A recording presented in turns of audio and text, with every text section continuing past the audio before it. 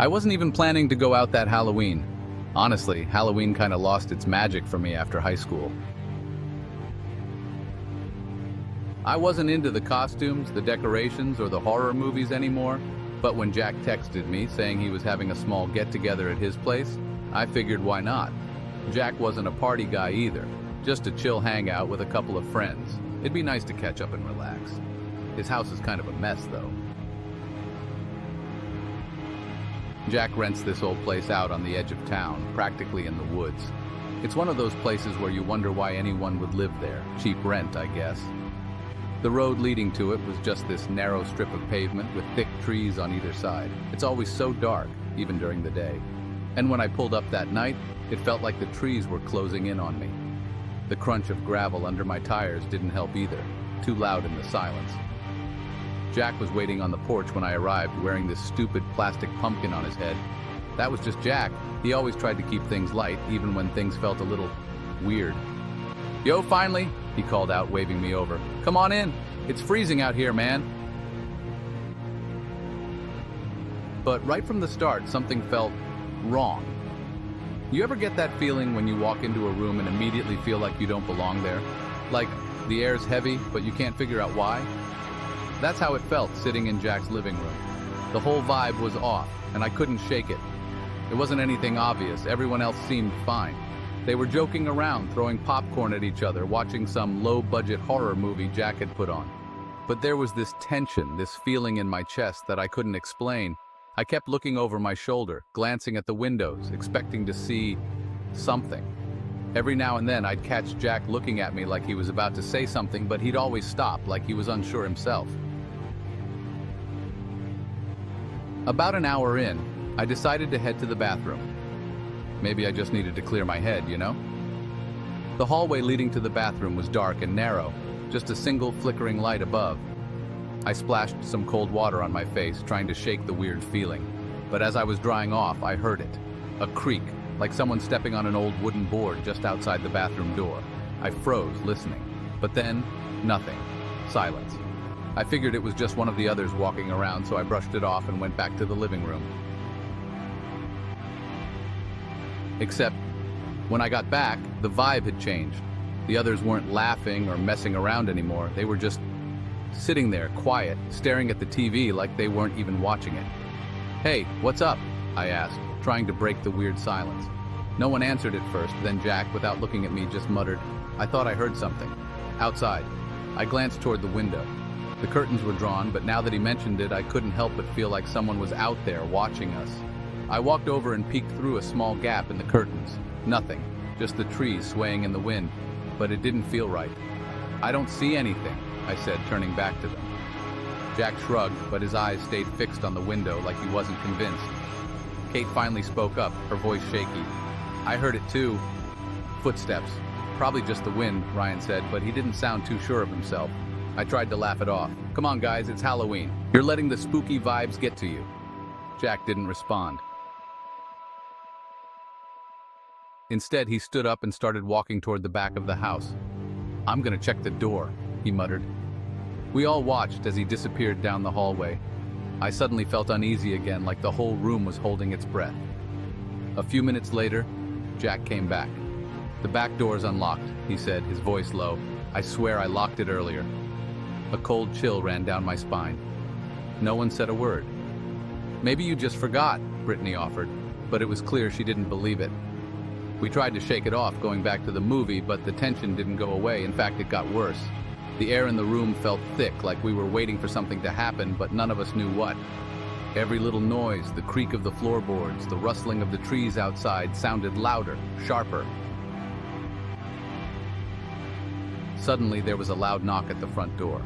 We all jumped, our heads snapping toward the sound. My heart was racing. Jack looked at us, his face pale. "Did anyone else invite someone?" I asked, my voice shaky. Everyone shook their heads. Jack slowly stood up, moving toward the door. I followed him, even though every instinct in me was telling me to stay put. He opened the door a crack, peeking out. No one was there. He opened it wider, stepping out onto the porch, looking around. The wind had picked up, making the trees sway harder. There was no one.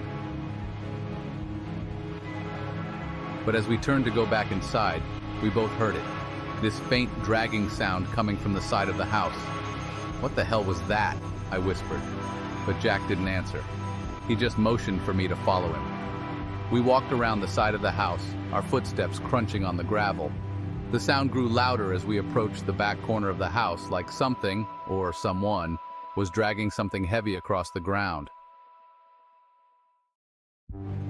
Then we saw it. Lying in the dirt was an old wooden board. It looked like it had fallen off the side of the house, maybe from the roof. But what freaked me out was the way it had landed.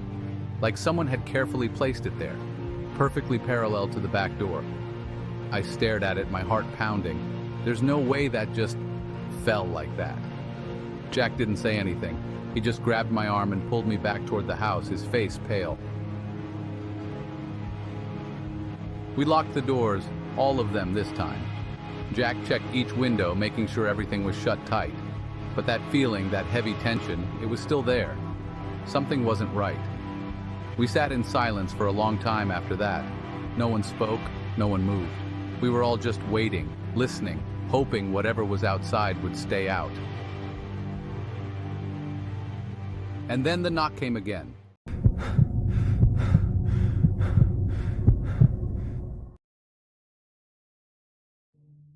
You know that feeling when you're alone in an empty building and you swear you hear footsteps? That slight catch in your throat, the prickle on the back of your neck? Well, let me tell you, it's a whole lot worse when you're pretty damn sure those footsteps are real. My name's Alex Reeves, and I've been working as a night janitor at Oak Brook Medical Center for about 6 months now. It's not glamorous work, but it pays the bills. At least that's what I keep telling myself as I mop up God knows what from the ER floor at 2 a.m. Tonight started like any other night. I clocked in at 11 p.m., grabbed my cart, and started my usual rounds. The hospital's always quieter at night, but there's still a constant hum of activity. Nurses chatting at their stations, the beep of monitors, the occasional groan of a patient in pain. But as I was finishing up on the 3rd floor, something felt off. I can't explain it really. It was like the air had gotten thicker, heavier somehow. And then I noticed the silence. Complete, absolute silence. No beeping monitors, no whispered conversations, nothing. I glanced at my watch, 1:47 a.m. Where the hell was everyone? "Hello?" I called out, my voice echoing down the empty hallway. No response, just more of that oppressive silence. That's when I saw it. A flyer taped to the wall near the elevators. It hadn't been there earlier, I was sure of it. I moved closer, squinting at the faded print, "Notice, 4th floor closed for renovations. All personnel prohibited." Now here's the thing. Oak Brook Medical Center doesn't have a 4th floor. Never has. It goes from 3 to 5 like a lot of older buildings do. Something about superstition, I guess. I stood there staring at that flyer, trying to make sense of it. Maybe it was some kind of joke, a prank by one of the night nurses, but deep down I knew it wasn't. Because as I stood there, I could hear the soft ding of an elevator arriving. The doors slid open with a whisper. Inside, instead of the usual buttons for floors 1 through 3 and then 5 through 8, there was a single rust-colored button marked 4. I'd like to say I was brave, that I marched right into that elevator to investigate. But the truth is, I ran. I ran like hell, all the way down to the 1st floor, my heart pounding so hard I thought it might burst out of my chest. I burst out of the stairwell, gasping for breath, and nearly collided with Dr. Patel, one of the night shift regulars. "Whoa there, Alex," she said, steadying me with a hand on my arm. "You okay? You look like you've seen a ghost." I tried to explain, the words tumbling out in a jumbled mess. Dr. Patel listened, her brow furrowing with concern. "Alex," she said gently when I'd finished, "there is no 4th floor. You know that, right? Maybe you should take a break, get some fresh air." But I could see it in her eyes. She didn't believe me. Hell, I wasn't sure I believed me. As I was getting ready to clock out, I ran into Jake, the day shift janitor. He took one look at me and let out a low whistle. "Rough night, huh?" he asked, leaning on his mop. I hesitated for a moment, then figured what the hell. I told him everything. Jake listened without interrupting, his expression growing more serious with each word. When I finished, he was quiet for a long moment. You ever hear about the fire? He finally asked. I shook my head. It was before my time, Jake continued, his voice low. Back in the 70s, there was a whole wing on the 4th floor for long-term patients, mostly folks with mental health issues, you know? Anyway, story goes there was a fire one night, started in one of the patient rooms. By the time anyone noticed, it had spread through most of the floor. He paused, glancing around as if to make sure no one was listening. They say a lot of patients died that night, trapped in their rooms. After that, they just sealed off the whole floor, rebuilt the rest of the hospital around it. That's why we go from 3 to 5 now. I felt a chill run down my spine, but I saw an elevator with a button for the 4th floor. Jake shrugged. Maybe you did, maybe you didn't. All I know is there are some nights when I'm cleaning up here and I swear I can smell smoke. And sometimes, if it's real quiet, I think I hear screaming. I didn't sleep much that day, kept tossing and turning, Jake's story playing on repeat in my head. By the time I showed up for my next shift, I'd almost convinced myself it had all been some kind of stress-induced hallucination. Almost. As I made my way through the quiet halls that night, I found myself hyper-aware of every sound, every shadow. The hospital seemed different now, as if it was holding its breath, waiting. It was around 2 a.m. when I heard it, a soft rhythmic beeping like a heart monitor, coming from the stairwell. I stood frozen, mop in hand, listening. It was faint, but unmistakable, and it was coming from above. Every instinct screamed at me to walk away, to finish my shift and never look back. But something stronger pulled at me, a need to know. With shaking hands, I pushed open the stairwell door. The beeping grew louder as I climbed, my footsteps echoing in the enclosed space. 3rd floor. And then, there it was. A door I'd never seen before, with peeling paint and a faded 4 barely visible. The beeping was coming from behind it. I reached out, my hand trembling, and turned the knob. It was ice cold to the touch. The door swung open with a groan, revealing a long, dark corridor beyond. The smell hit me immediately. Antiseptic mixed with something else. Something acrid and familiar. Smoke. The beeping was louder now, urgent, like a warning. I took a step forward, then another. The fluorescent lights flickered to life, revealing walls covered in peeling, yellowed wallpaper. Gurneys lined the hallway, their sheets stained and tattered. And there, at the far end of the corridor, I saw a figure. It was dressed in what might have once been a white doctor's coat, now blackened and charred. It turned slowly and I caught a glimpse of its face, or what was left of it.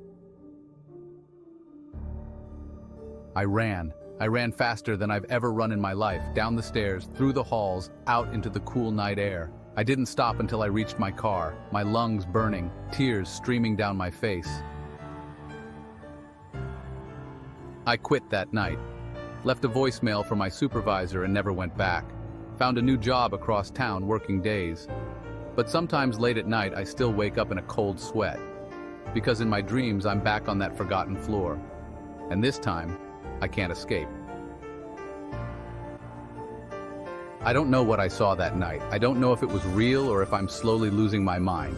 All I know is the next time you're in a hospital and the elevator stops on a floor that shouldn't exist, don't get out.